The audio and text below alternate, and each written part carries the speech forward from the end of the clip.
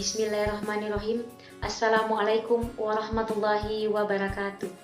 Alhamdulillahirrabbilalamin. Wassalatu wassalamu ala asrafil anbiya'i wal mursalin Sayyidina Muhammad wa ala alihi wa sahbihi ajmain, amma ba'd.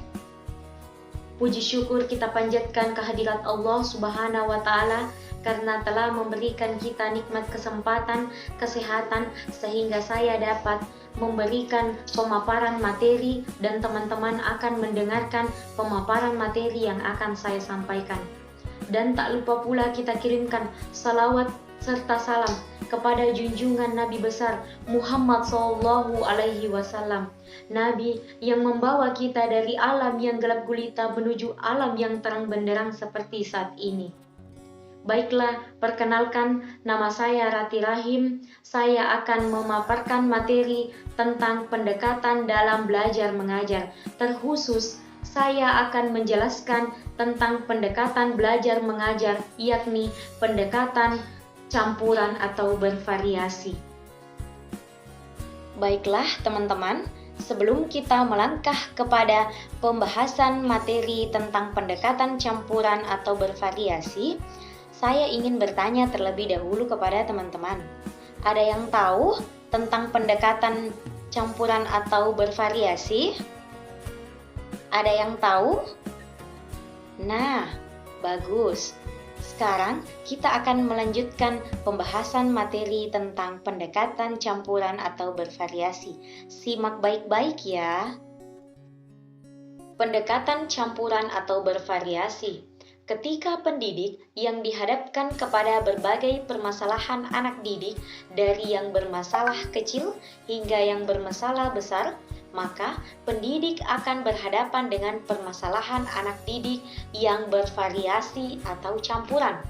Setiap masalah yang dihadapi oleh anak didik tidak selalu sama, terkadang ada beberapa perbedaan.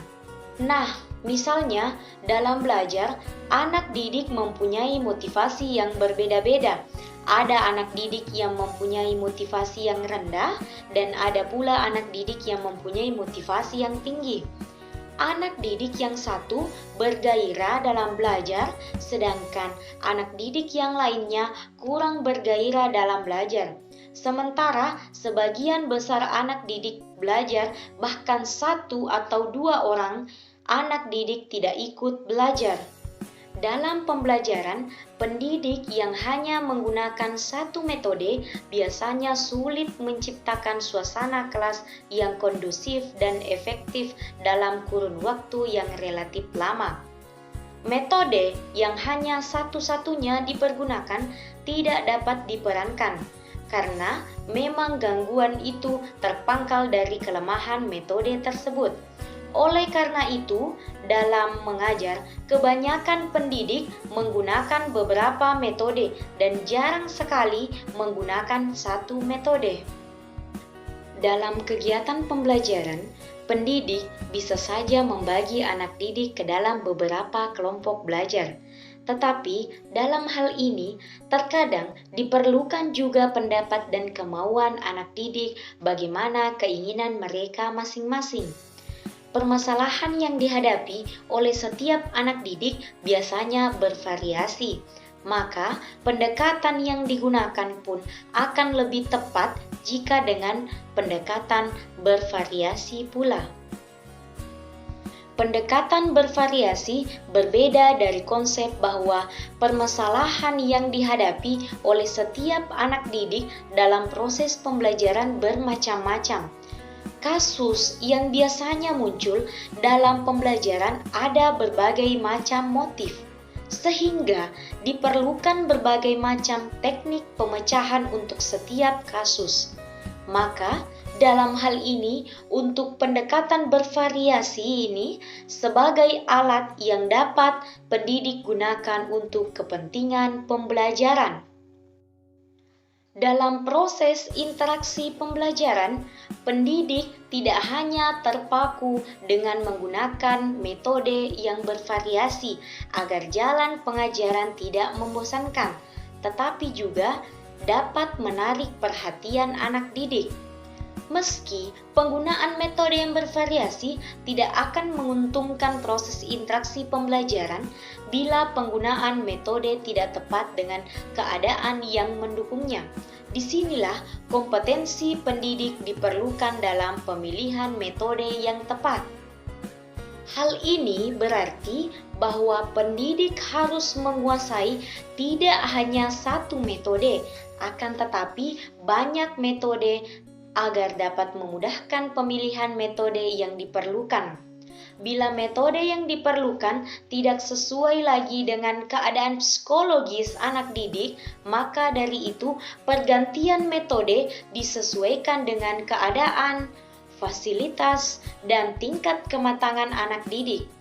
Namun, tetap berorientasi pada pencapaian tujuan secara efektif dan efisien.